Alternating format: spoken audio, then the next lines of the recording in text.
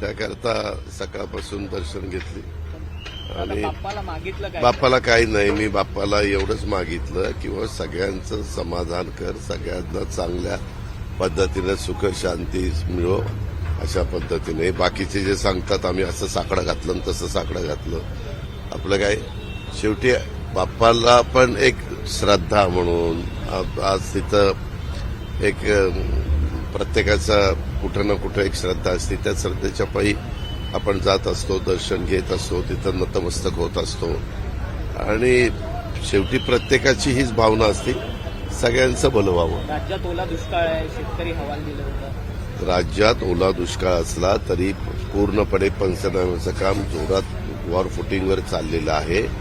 आमचं मुख्यमंत्र्यांचं, उपमुख्यमंत्र्यांचं सगळ्यांचं लक्ष आहे.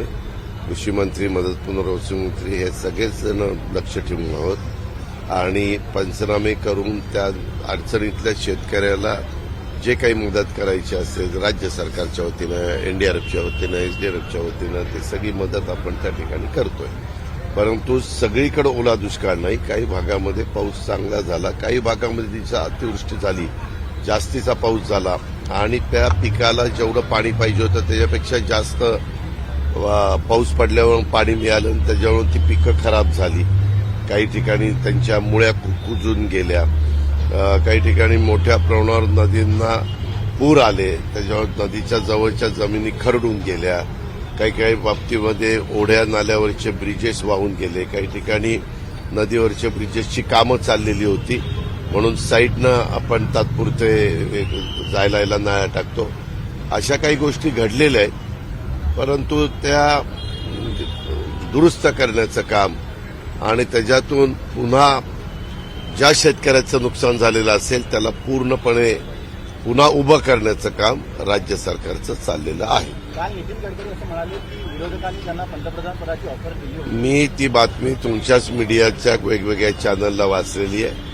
त्यांना कुणी सांगितलं, काय सांगितलं, त्यांना जे योग्य वाटलं ते त्यांनी सांगितलं, त्याच्यावर आम्ही काही कॉमेंट्स करणार नाही. दादा, पण लाडकी बहीण योजनेचा तुम्ही सगळीकडे प्रचार प्रसार करताना पाहायला मिळतात, परंतु शरद पवार म्हणतात की 1,500 रुपये देऊन काय होत नाही, महिलांची, बहिणींची अब्रू वाचवणं गरजेचं. 100% अब्रू वाचवण्याच्या संदर्भामध्ये कुणाचंही सरकार असेल, कुणाचंही आजपर्यंत जेवढे सरकार आली, जेवढे मुख्यमंत्री झाले, जेवढे गृहमंत्री झाले, त्या प्रत्येकालाच वाटत असतं की कायदा सुव्यवस्था चांगली ठेवली गेली पाहिजे आणि तशा पद्धतीचा प्रयत्न हा प्रत्येक सरकार करत असतं, आम्ही पण करतोय.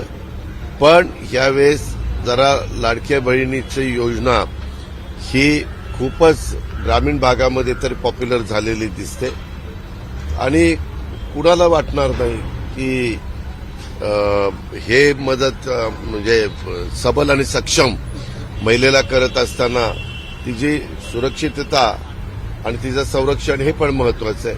पण कधी कधी काय होतं, काही गोष्टी अशा घडतात. आता मी काल बारामतीमध्ये होतो.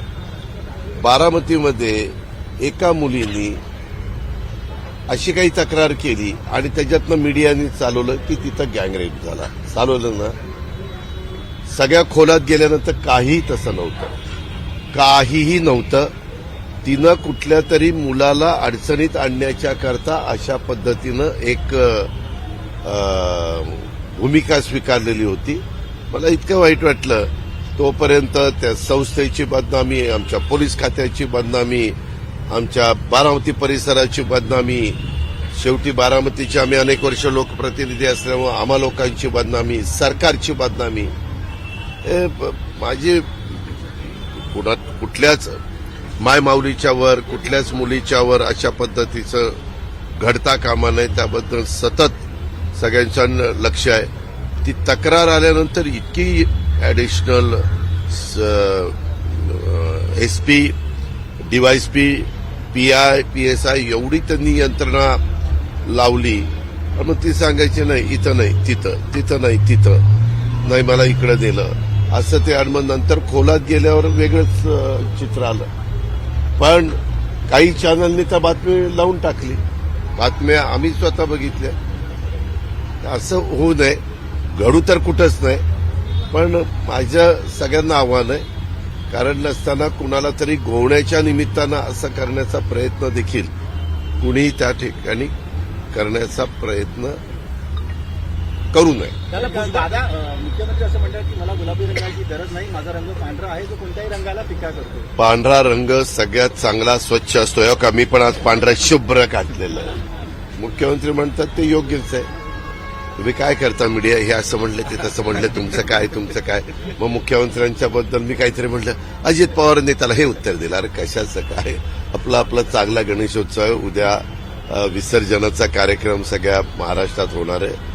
चांगला आजचा 10वा दिवस गणेशोत्सवाचा.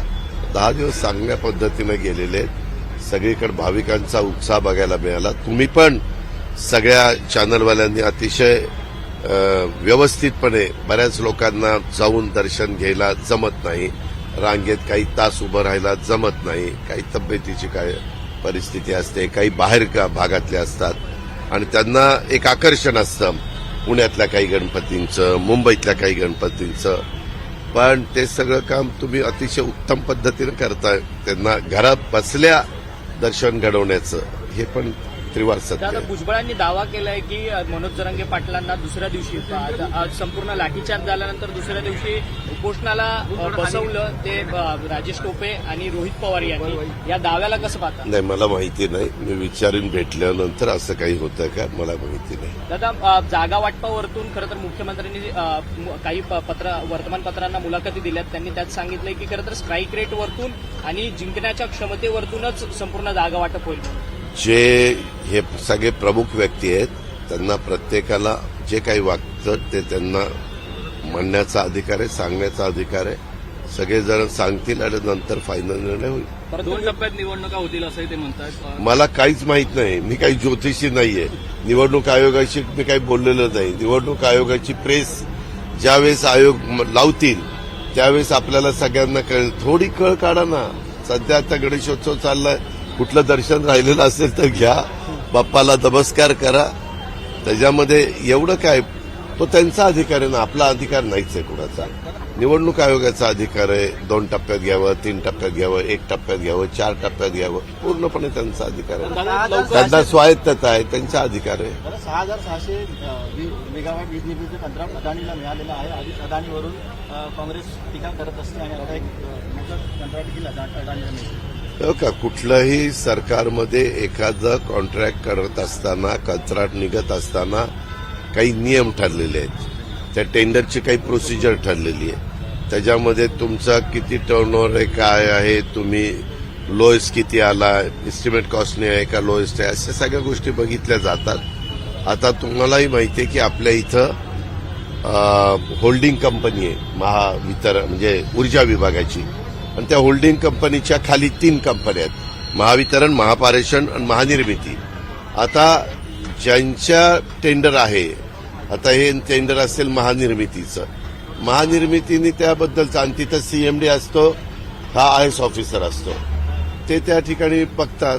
त्यांनी त्या बाबतीमध्ये केलेलं असेल.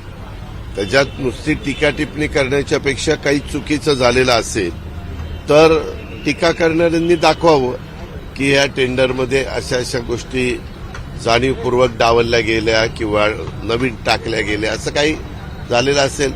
एखाद्याच्या व्यक्तीबद्दल, एखाद्या कंपनीबद्दल, एखाद्या पक्षाला आकस असेल किंवा त्यांची नाराजी असेल तर ती नाराजी बोलून दाखवण्याचा अधिकार जरूर प्रत्येक पक्षाला आहे, पण पुरावे पण पाहिजे. ठीक आहे, थँक्यू. आज अजित पवारांनी सिद्धिविनायकाचं दर्शन घेतलंय. दर्शन घेतल्यानंतर अजित पवार यांनी पत्रकारांशी संवाद साधलेला आहे. यावेळी ओला दुष्काळामुळे नुकसान झालेल्या शेतकऱ्यांना आम्ही मदत करत आहोत असं देखील त्यांनी सांगितलेलं आहे. त्यानंतर लाडकी बहीण योजना ही ग्रामीण भागात लोकप्रिय झाल्याचं वक्तव्य देखील त्यांनी केलेलं आहे. बैठकीअंती देखील निवडणुकीबाबत निर्णय घेण्यात आल्याचं देखील त्यांनी सांगितलेलं आहे.